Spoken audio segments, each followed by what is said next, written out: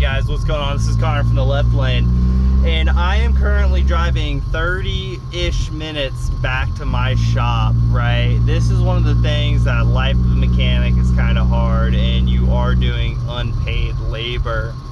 So I got a 93 Volvo 940 in the shop right now. I'm putting a steering rack in, and I quoted 2.5 hours to do the rack, and that's plenty of time, to be honest with you. It was a pretty straightforward job. That was going to give me time to clean everything, bleed the system, check for leaks, get everything nice and dialed in for the customer who needs their car tomorrow. The rack came in today, and I was like, this is going to be no problem. His outer tie rods were good, and I was getting a new rack with new tie rods in it.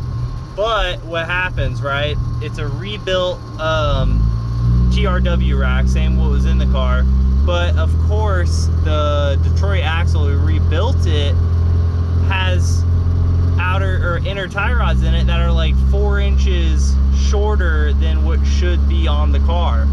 So that means I've got to find these dang tie rods. Luckily, you know, we have a few hub locations for the big parts stores in town. Well, relatively in town. I drove 30 minutes to get to the AutoZone hub, which I will say is open till midnight, so that's kind of sick.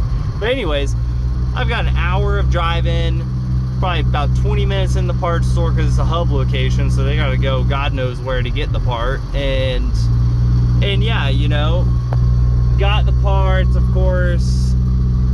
I'm gonna have to add, you know, not much more to the bill per se, but all this time running around, it's relatively unpaid time, you know. And I had to buy all these parts. So what do I do? Is that like, there goes my parts margin on the rack? Do I charge him more than what I quoted?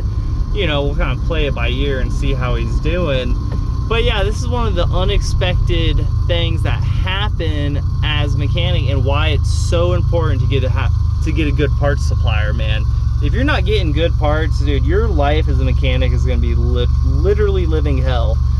It's just like, how do you get anything done if you're not getting the right parts? So this is one of those cases. The right main component came in, but the subcomponents on the main component were not right. So, you know, I'm gonna be working until probably 9:30 at night. You know, that's gonna be a 12-hour day, 13-hour day for me, which, you know, it's fine. But I certainly didn't bill 13 hours today, right? Even though I'm working for 13 hours, I maybe billed out 6 or 7 hours today between everything. So, you know, just things to keep in mind when you go to your mechanic. It's not always easy.